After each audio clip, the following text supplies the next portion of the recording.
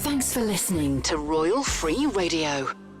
Well, it's a pleasure now to welcome to Royal Free Radio our guest today, and that's Nick Bois, who's a political commentator, broadcaster, newspaper reviewer, ex-Enfield North MP, and now author. Hello to you, Nick. Hello, and it's wonderful to be back. Yes, I couldn't remember whether this is your third or fourth visit to our studios, but... Well, it's certainly my first time to this specific location where we are, but you're quite right. I think I've been on with you for 2 or 3 times, and I think my radio career, such as it is, really began with you guys. Jolly good. Well, it's blossomed on since those days. Must be about 8 years ago, I think, since it's going back we a few very years. first met. You've got a new book out in a few days' time, Confessions of a Recovering MP, and it's £10.99 paperback, even less on Kindle. Indeed it is, and it comes out on Tuesday officially. Right. You can go to Amazon these days, or even, I hope, it'll be in Enfield's local Waterstones. Good gracious. And last time I looked, I haven't looked today, I must admit, but the last time I looked, it was number 22 in the Amazon book list of best-selling philosophy books. Well, you see, now, I couldn't quite understand why it was in philosophy, but it has a number very similar in political biographies as well. Now, how these Amazon rankings work, I have no idea, but I have become hooked on them. And I was looking at them this morning, and we were at number 36. It's nothing to do with the 3,000 copies you've bought, then, is it? Not quite, no. Anyway, it's got glowing reports on the cover from Boris Johnson, Giles Brandreth, Matthew Parris, Jacob Rees-Mogg, and I even heard Adrian Charles had a bit of a chuckle at your well, book he was very generous. I was doing an interview on Radio 5 Live with the launch coming up this Tuesday. And he is a keen West Brom fan. Now, for those of you who don't follow football, WBA, as I know them, West Bromwich Albion, are not the greatest team going. So he was telling me he was coming back on the train after watching them a few nights ago, and he wanted to read my book before he interviewed me on it. And he said, amazingly, it made him cry with laughter. So I think that was a good thing. God, you couldn't have had a better reference than that anyway. So tell us about the book. Is it a kiss and tell book? Lots of scandals in there? Or what? Well, there's a little bit of kiss and tease, as I call it. I didn't write it with that in mind, because what had happened when, unfortunately, the good folk of Enfield decided they wanted to dispense with my services in 2015 by what was a very narrow loss, but a loss nevertheless. I went through this very strange process that you go of losing your job overnight in a very public fashion. And, I went through a little bit of a sulk and, I kicked the proverbial cat. But actually, it didn't take me long to realise what an amazing journey I'd had those 5 years in Parliament. And I started to write a few notes and a few thoughts. And I parked it. I parked it for 2 years. And then this summer, I showed my early thoughts to a publisher, Bite Back Publishing, and they said, please, just write this. Just write it. It hasn't been done before. It's a great journey from a backbencher, a pretty sort of, shall I say, quite active backbencher.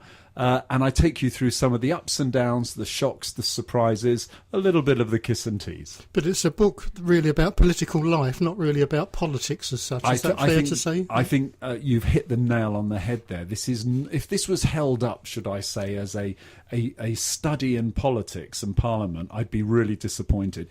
It is. It speaks to people on either side of whatever their politics, but also those who are not interested in politics, but maybe just aware. And it's full of anecdotes. It tries to have humour in it, but it also tells a story. And if you like, some of the sometimes the bizarre, sometimes the shocking. But I think it also informs about how Parliament can work and perhaps how you may view your MPs in the future. Now, I know there's some stories in there about your first day in the House. Can you take us back to 2010? Well, is there like an induction course for new MPs? There is no induction course, except you're given the opportunity of a little welcome tour by these wonderful people called doorkeepers. And the doorkeepers are these resplendent folk who are dressed in an outfit that looks like they're about to go out to dinner. And in fact, they are the most knowledgeable about the house. And when I said, yes, I'd really welcome a tour, quite simply on my first day, where does it begin?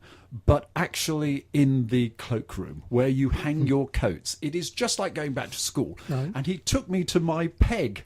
And on the peg, I fully expected to see my name, but no, that's not the case. It's the name of your constituency, which is a pretty subtle reminder that you're here on a temporary basis and that you won't be here for as long as the constituency, which is entirely true. But there were these wonderful pink ribbons dangling from everyone's coat hook. And I thought, because Macmillan run this hugely successful breast cancer awareness day with the pink ribbon. And I thought it must be something to do with that. And I looked at him and I said, what are these pink ribbons for? And he gave me that rather sort of, shall we say, almost bored look, as if to say, really, I have to explain this to you? Stupid boy. Yes, stupid boy. And he looked at me and said, well, sir, they're for your sword. And I thought I'd misheard. What's he talking about, my sword? And I got a look from him. It was a very withering look that said, don't even ask me another question, you silly boy. And it's obvious what it's for. And sure enough, I thought, well, I haven't bought my sword. I don't have a sword. What is going to happen to me in this great Parliament? But then it emerged, the role of the sword in Parliament. And it's quite prolific. So first day, where do you want to be? It's a bit like going to your classroom. I wanted to be on the floor of the House of Commons. I wanted to go in along with the other 200 or so new MPs. We go into the House of Commons when the Speaker is about to open the session for that day. So this is my first day, really excited, just like school again. All the new boys and girls are standing up there. And what happens is the Speaker hosts prayers. And the chaplain of the House of Commons says a prayer. And then suddenly, halfway through, everyone turned around and faced the wall. We weren't asked to. There was no secret code. There was no secret sign. And I'm left looking forward amongst, in total, there are probably about 300 or 400, including old MPs there. And they're all looking at the wall. So I quickly turned around, thinking, what is going on? Prayers finished. Everyone turned round the other way and sat down perfectly normally, as if nothing had happened.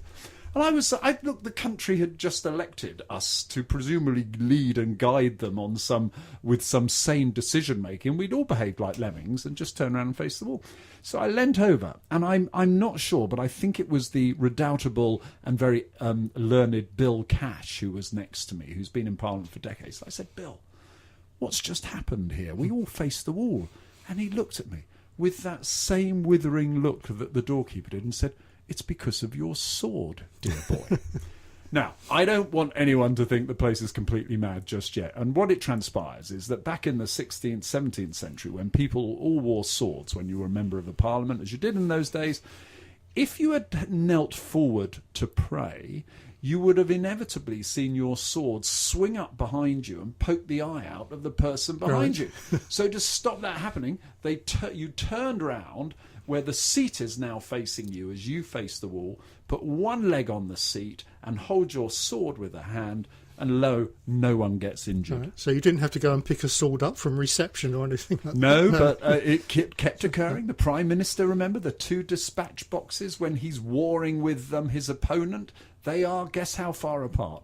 2 sword lengths. Right. You have to be very aware of swords. Because a lot of what goes on in the House, well, both houses really, is tradition. And I can remember before Parliament was broadcast and the first sound broadcast was made, and people couldn't understand what all this jeering and cheering and sort of yaboo tactics were that were going on in the House.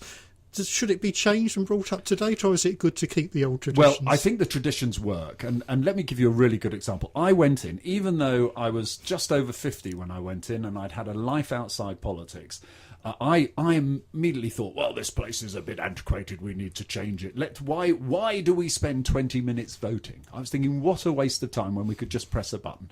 Within about 3 or 4 weeks, I'd completely changed my mind. Now, when you vote in the House of Commons, a bell goes off. You have 8 minutes to get into what's called a lobby, and you are locked in there. No one can get in at that point, no one knew, but you can eventually exit having had your name ticked off against the list, and you bow your head and walk through a very narrow door.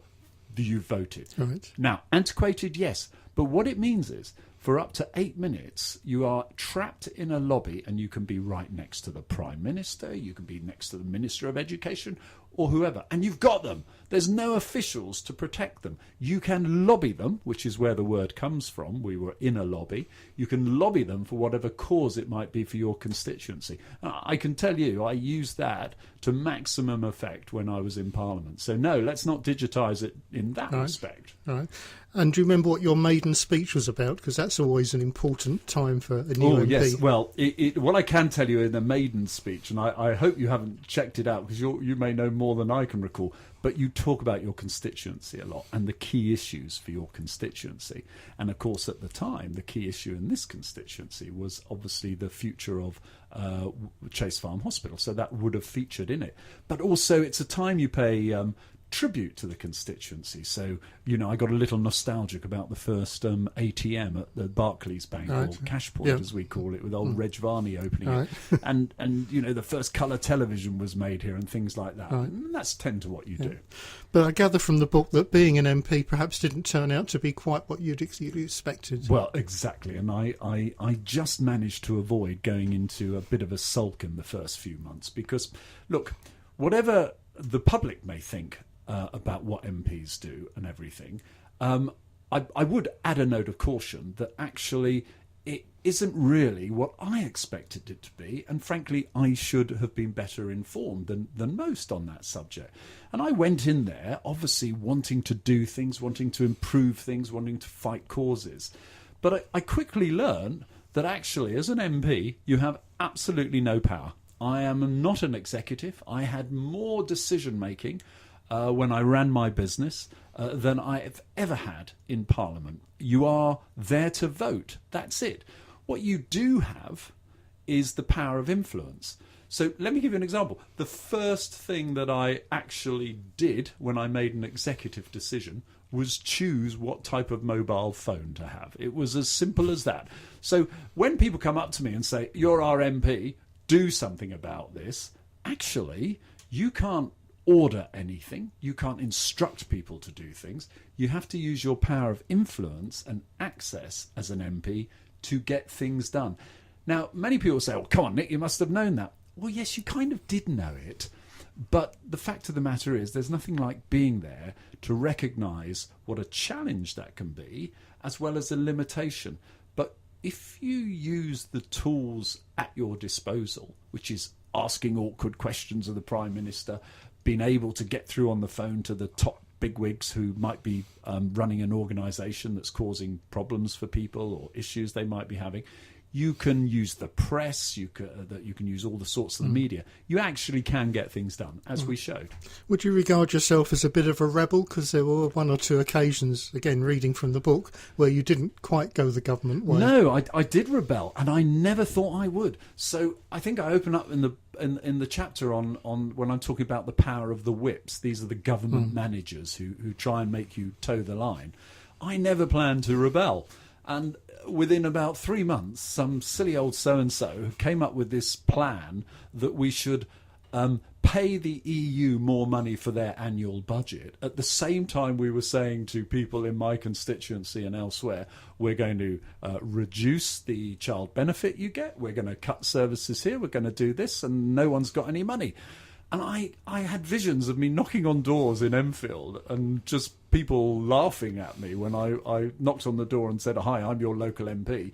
And they'd turn on me and they'd rightly say, "Well, hang on, what are you doing? Dishing out all this money to these people in Europe and taking it away from us." And I couldn't get the government to see that. So the only way I could protest was by rebelling, was by voting. And then I came across the efforts of the whips to try and make me behave, which is a great chapter, because I think few people would appreciate what they try and do, what they can do, and ultimately it's down to me whether I buckle or not, and obviously I didn't, which is why I became a bit of a troublemaker, I suppose. Reading from the book, I felt you were a bit disappointed with the support you sometimes got from David Cameron. There were two instances. One was Chase Farm and the other was the Sony warehouse. Yes, well, in fairness, I think Chase Farm, I have written a whole chapter on that, because I think it was, it was pretty out of order that a Prime Minister at the time comes up here and makes a pledge that he couldn't deliver on or chose not to deliver on. And I'm really clear how I dealt with that, and that is why although I had a working relationship with him. We were never going to be close buddies, and it was pretty clear he would never put me in as a government minister because I created as much fuss about that as I possibly could. But the Sony one is quite interesting. We had, of course, those riots back in 2011, and the Sony factory was the biggest European arson ever on record. And after that fire, we got loads of attention from the Prime Minister, from the then Home Secretary, who's now, of course, Theresa May, the Prime Minister. And they all made promises about how we would really fight to keep Sony here, etc., etc. And it was good. And we really worked hard to keep Sony here. And I'm very proud of the fact that they reinvested here afterwards. And I said to the Prime Minister, basically, I wanted him to come up, or that Sony wanted him to come up and reopen the new premises. And the extraordinary efforts I went through to get him to come, not because of him, actually, in fairness, his office tried to block it. They did every trick I outline in the book, how they didn't want the Prime Minister to come up here and open it because it didn't suited their agenda. And it was, in a way, it was a great tale how I enjoyed tracking him down personally and literally pinning him against the wall in the lobby to get his agreement. And in fairness, he stuck to it and he did turn up.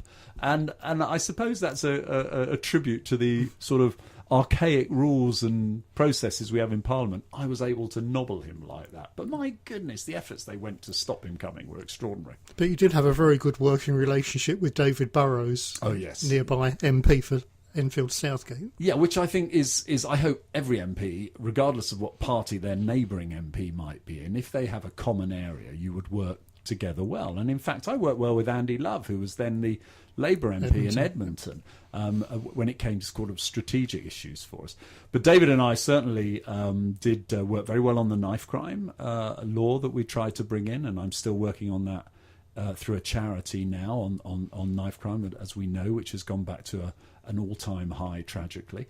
We worked together on a number of other issues, and there's a chapter in there about a visit we took to Cyprus. I don't know if you managed to gather that. Enfield has a huge Cypriot population. It has a Turkish Cypriot population, and it has a Greek Cypriot population, and as we know, it is the one divided country still. Has the only divided city, Nicosia, in the world that's divided as it is, and there is a really tragic and serious situation out there that has to be resolved. But David took me out on a couple of trips there that I can only say went from the bizarre to the spectacularly impossible, where he had us cleaning up churches with broomsticks, which managed to alienate not just the Turkish Cypriots, but the Greek Cypriots as well. And if you want to find out, you will have to read more. It's in the book.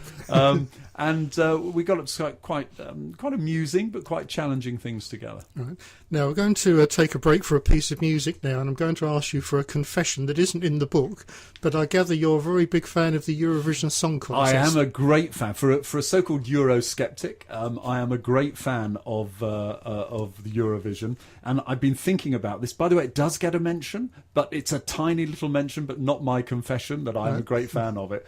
But I'm torn. I have to go back to the first UK winner, which was 1967. It was sung in Vienna by a young lady then in bare feet, and her name was Sandy Shaw, and of course it was Puppet on a String, which, by the way, is what the Whips would like most MPs to be. It's a very appropriate choice. We'll have a listen to that then. Part of the Royal Free Charity. This is Royal Free Radio. Well, with me in the studio is Nick Dubois, who we've covered quite a large chunk of his career in Parliament over 5 years from 2010, and we're also talking about his new book, which is in the bookshops and available online from Tuesday.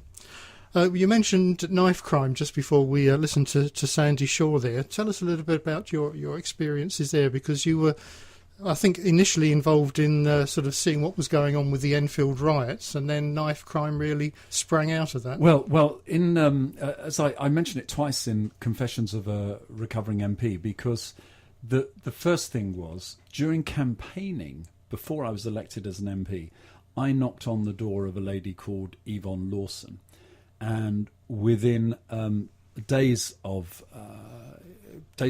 before me knocking on her door, her son had been senselessly killed in a random knife crime attack.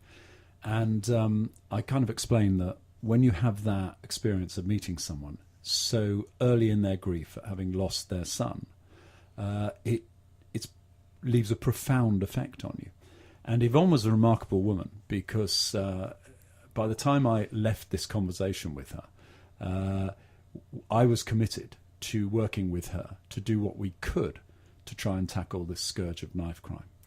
And that it meant a number of things. Campaigning for people like Yvonne, who were taking really tragic experiences and turning them into positive action by going out and meeting youngsters, some who were on the edge of gangs or who were from dysfunctional families, and just letting them understand the full impact and horrors of knife crime. Coming from a mother who has lost a child, that's hugely powerful. And she and I have worked to do more and more of that ever since and to this day. But also we wanted to change the law because sadly I found out after meeting her when I was elected that there were people getting convicted of carrying a knife for up to 9-10 times and getting no real punishment, a community sentence at best, or a slap on the wrist. So we campaigned for a mandatory jail sentence, the thinking being that if you put someone in jail long enough, you could reform them if we got the system right. Now, there's big question marks over that. I accept that. So the law we introduced in Parliament was opposed at the time by the Liberal Democrats. The government didn't want to do it. They even though they promised it in the manifesto, they were backing off it because they were a coalition government and not a outright Conservative majority at the time. And we had this campaign going. I led this campaign. I got the press involved. I got key people like the Sun newspaper to organisations like the Sun newspaper to back it. I got magistrates to back it and parliamentarians to back it. And we got the law and we got it through. So now, if you are caught for the second time carrying a knife, I tried for first time, but basically the argument was I couldn't get a big enough coalition of MPs to back that. You will go to jail. That is the law, but even to this day, judges are still not enforcing it, and that's something I haven't let up on. Right, so is enough being done by the courts or the police? Well, I think the families solution for knife crime is very complex. It is not as simple as political opponents will say, there's not enough police on the streets. That's wrong, incidentally, because last time knife crime peaked, it was in 2008, peaked at these levels. It was 2008. Now, we had the same police numbers pretty much in London that we've got now. But after 2007, it actually dropped. And it dropped profoundly down to, it was still too many. There were 7 or 8 deaths a year, but it was nowhere near the 26, 29 we were seeing. And that was with actually fractionally less police, not a lot, but fractionally less police. So it's not just about police numbers. It's not just about sentencing. It's about a whole combination of things being put together. So early intervention programs, yes.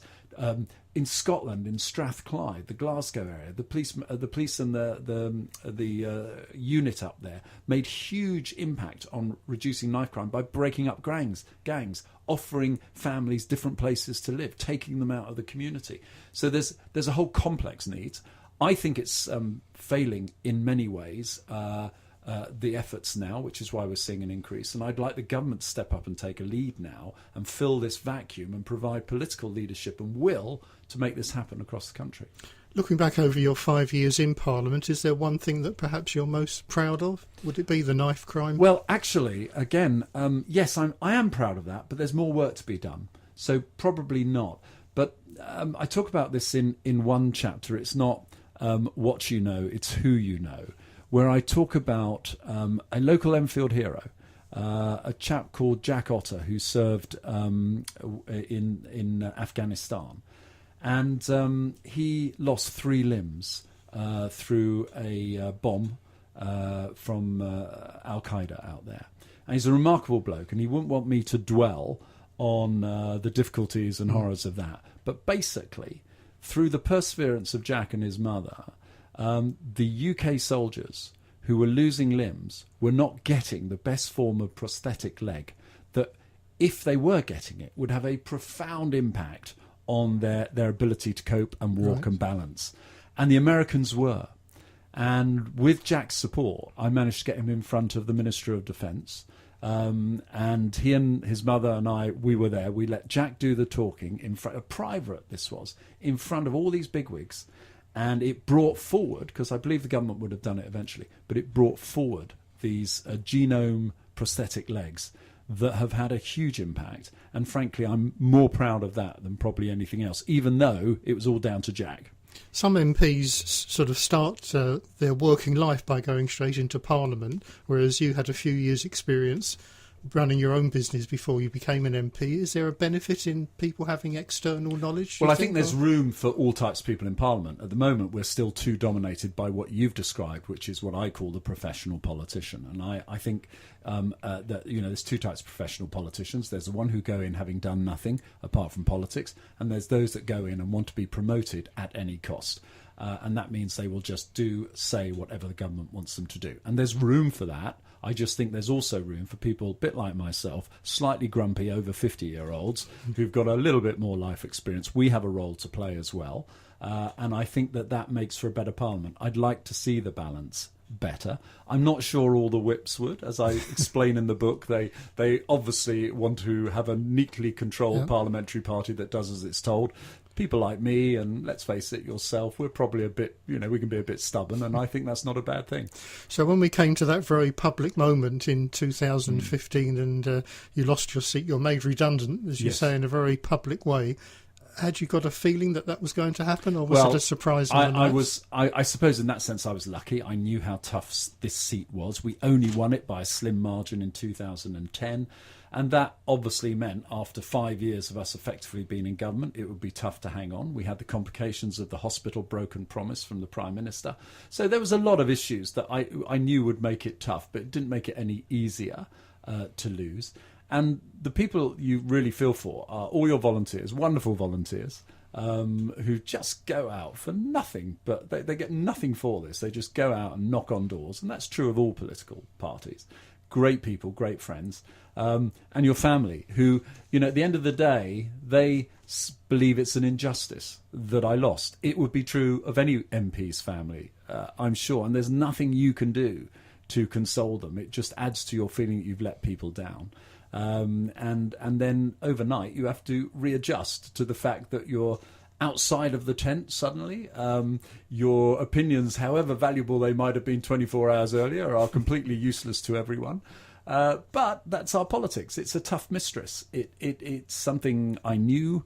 You're at the mercy of the voters, and I can accept that. I just think it's harder for your close family and friends too. So are you given a few hours to clear your desk and move out, or how does that work? Actually, I didn't write this in Confessions. Perhaps I should have done. I did not like the idea of having to go back, having lost, seeing, if you like, all these very successful Conservative candidates. Because remember, we won at a time that in London 4 Conservative MPs lost their seats. The rest of the country were going Conservative. So there's a big party going on, and it just felt like we hadn't been invited. Yeah. So I wanted to avoid that. And although I didn't know what the outcome would be, I actually cleared my office before the election. So that it was prudent to do so I didn't have to face that. And you didn't have to take your sword back either. No, I didn't have to take my sword back, but I have very fond memories of it. So would you have any plans to perhaps re-enter Parliament and stand again? If not in Enfield, maybe somewhere else?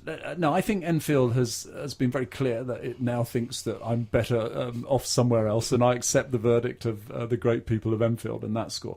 Look, I don't think the next election I'll be standing for Parliament.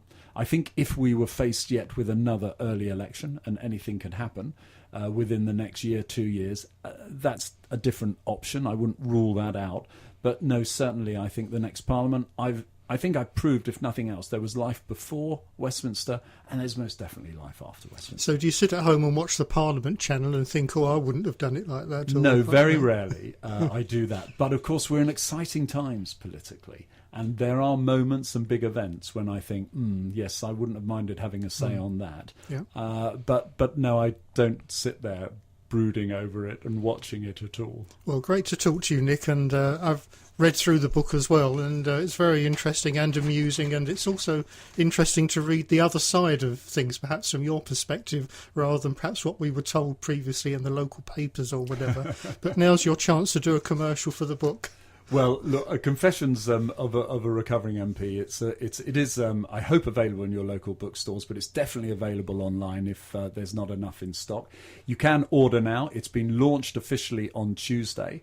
But let me tell you what I hope you will think is whatever you think now about your MPs, whatever you think about Parliament, whatever party political leanings you may have, I hope that when you've read this book, you are hopefully more informed about what MPs do. But it might just have given you the opportunity to reflect on your opinion on MPs, be it that you hold a good one now and think less of them after, or you have a bad opinion of them now and think a bit better of them after. Or it might make people think, I wouldn't mind being an MP, or there's no way I'm going to be an MP. Well, that would be marvellous if everyone thought they'd like to be, because I think that's a good thing. But yes, I leave that to the reader to judge. Well, many thanks once again, Nick, and all success with the book. And thank you, and it's good to be back. Royal Free Radio. Royal Free Radio. Celebrating nearly 50 years on air.